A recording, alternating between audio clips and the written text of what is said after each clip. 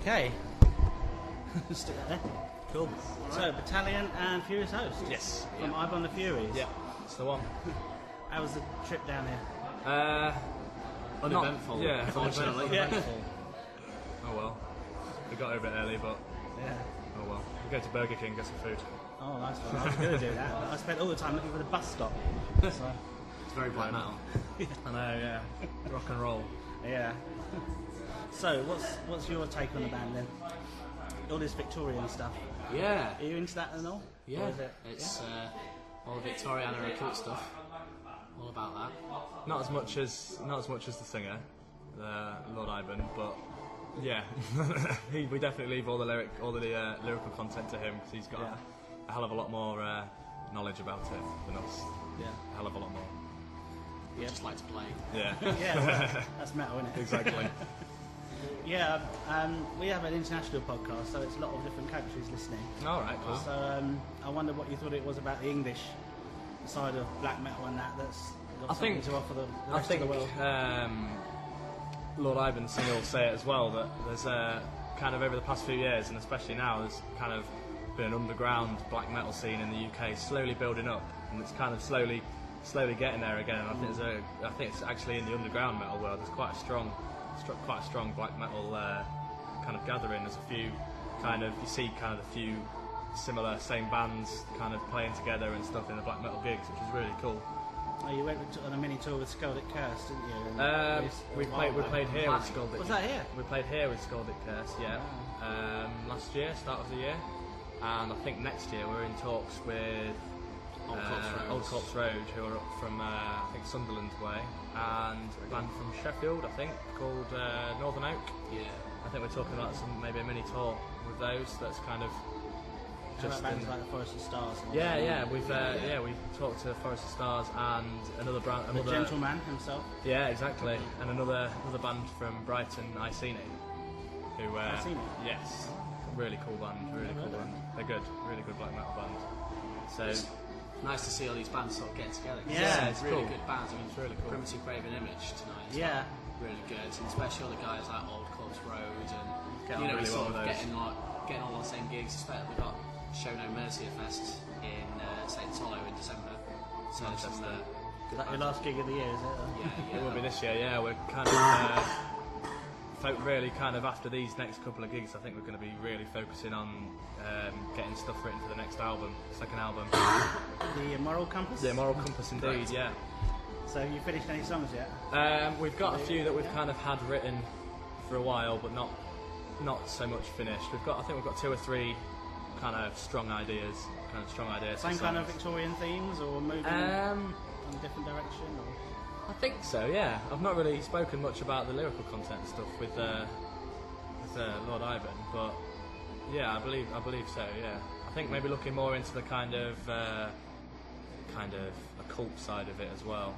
Is he really into that side of it? Yeah. He is, yeah, really into it all. His Crowley and things, really into it. It's good. Yeah, it's good. You had Crowley on the end of the last album, reading some poem about us. What I can't remember what it was. It's the Infinite Man. That's the one, yeah. That's the one, yeah. Yes, he's a big follower of the occult and things. He's really into that.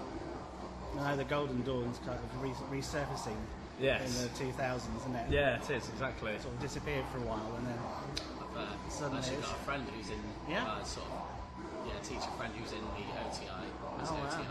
So he's I still got him trying to get him on the give him the album and see what he thinks of that. Yeah, get him with the Ivan following. Yeah. Cool. Well, that all sounds like good stuff. Yeah, well, I'm really looking forward to it.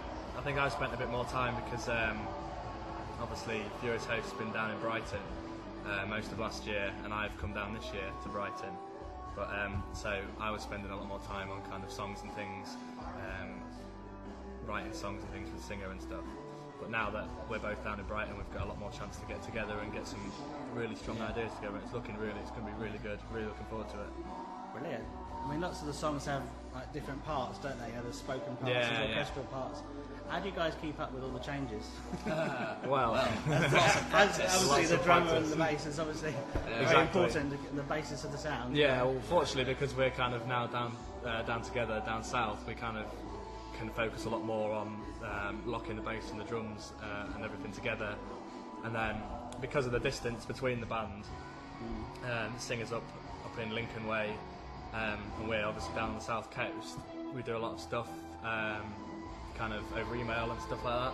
We get new tracks and new song ideas and things kind of recorded and sent to us. Yeah. We can then add stuff to it, practice it, add to it, send it back. It's kind of goes back and forth, kind of the new song ideas. Wonders of the modern age. Exactly, yeah. It's a cool way of doing it, but it took a bit of getting used to when we started it off, because kind of saying earlier on when we were talking to the Phyrexia guys that kind of having a band practice where it's just you there kind of with the recordings and you're sat there on your own playing along to it. It's a bit different to having a bit different to having a band practice with the whole band there. But yeah, it's I think it's a really cool way to work, and it seems to be working quite well for us.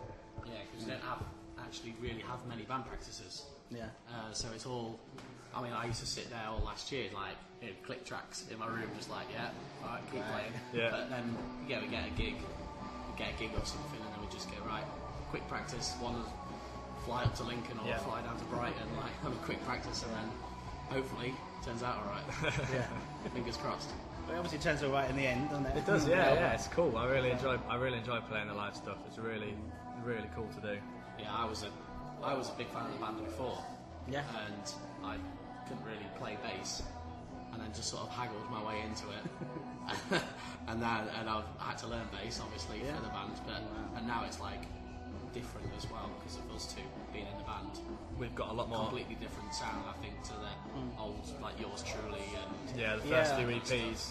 I noticed change on the song like And By the Moonlight. On Yours Truly, it was like just full on. Yeah, exactly.